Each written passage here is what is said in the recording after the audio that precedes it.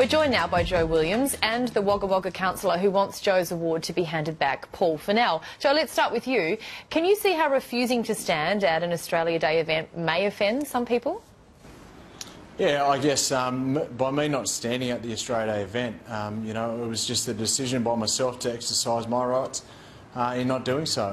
You know, if I've offended anybody, I'm extremely apologetic. You know, I was nominated for the work that I do all year round with suicide and prevention and mental health education programs for not only youth but adults as well, and not only for Indigenous people but for non-Indigenous as well. I should make it clear, Joe, no one's questioning the quality or the meaningfulness of the work that you do. It's really just a question of how consistent it is to take an Australia Day award and not stand for the national anthem. Paul, that's the argument that you're making.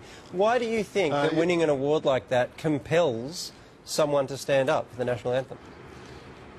I consider that. I'd like to say hello to the panel and congratulations to Joe. I've never at any time stated that Joe doesn't deserve the award.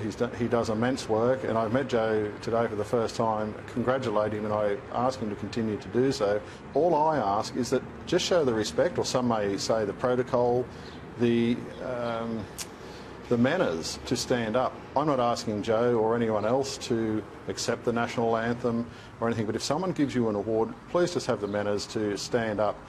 I just believe there was a better way to do it. I think there's been, you know, a bit of criticism to come across for me because, you know, I was showing a lack of respect for the actual Australia Day or, you know, the actual award itself. By no means was I showing any disrespect to anyone. You know, getting the award was an extreme honour for me, but again, it was about paying homage and recognising the atrocities that surround the date for Aboriginal and Torres Strait Islander people. This is a day that we cannot celebrate. It's a day where Aboriginal and Torres Strait Islander people nationwide gather together in mourning. Unfortunately, people have taken this as being a racial issue. It doesn't matter to me whether it was an Indigenous Aboriginal Australia or whether it was clearly a black and white issue. If Joe, I gave you the chance to speak, if you wouldn't mind just giving me the chance to say my piece, I'm happy to have the debate as we have shown before. But let's not disrespect people such as myself or my family. I'm Indigenous to this country too and have been since 1792 when our family came out as convicts. But all I'm asking is that if someone gives an award... Country, though, when they come out as convicts, were they? Can I ask a question, Paul? Do you not feel it a little bit condescending as a white man to tell an Aboriginal man that he should be grateful? I'm hearing a gratitude for the award that he's been given and telling him that his manners were poor in not standing for the anthem. I mean, you have the right to stand for it. He has the right to not stand for it. That's the great, beautiful nation we live in.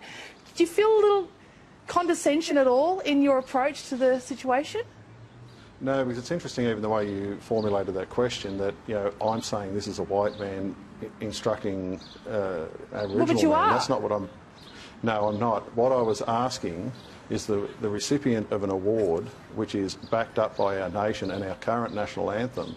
As I said, I never mentioned race, and I will never mention race. That's not what it's about. Joe, do you accept the point Paul's making that the award comes from the nation? The national anthem is of the nation. You kind of can't have one without the other. It just seems to me. It just seems to me if, you know, I'd stood up and sang the national anthem, then none of this conversation would be about. You know, then I'd be partaking just like a good little Aboriginal boy should partake in society in every other time. But you know, the conversation is around because I stood up for what I believe in. Well, Joe, Paul, we really appreciate your time. Thanks for speaking with us. Thank you. Thanks very much for having me, and you know, it was an absolute pleasure. I really feel for him. I mean, our awards on Australia Day don't come with conditions, do they? Surely they recognise the work you've done over the previous year or over your life. Which no one's denying, by the way. Which no one's denying. He's done fantastic work, and everyone agrees with that. But when you get the award, it doesn't come with, hey, and by the way, now that you've got this, you have to do A, B, C and D. And it's so hard not to let it devolve into a racial conversation. I mean, I get really passionate about this stuff, and I find a privileged white man standing there schooling an Aboriginal man on respect and manners when Aboriginal people still live 20 years less than we do, are incarcerated at a rate of 4 times what white Australians are. All of those issues, fancy standing there and saying, listen, we've got to talk about your manners and respect. Yeah, I mean, it's unbelievable. I don't know what you're talking about because I couldn't care less about racism. You but privileged white guys, you don't get it. No, what I think it comes down to, doesn't it? This is really a debate about when you accept that award, what does it mean? Yes. What are you actually accepting? And I reckon for Joe, he's accepting acknowledgement of his work. He's not accepting the dispossession of his people. Yeah. And for him, the national anthem reflects the dispossession of his people. But you can tell, for other people, you can see they're saying, no, mate, you can't have it both ways. You can't... Yes, and I can understand how that argument can have cut through. I can understand that. I don't agree with it, but I understand. But respect can go both ways. Yes. We can say, we'll give you the award, and we'll also respect the fact that that is quite a hard thing for you to do. So when you have the award, we're more than happy for you to sit down because we understand it's a very painful day. Respect needs to go both ways. Yep. We got some feedback on this subject from our audience. Funny that.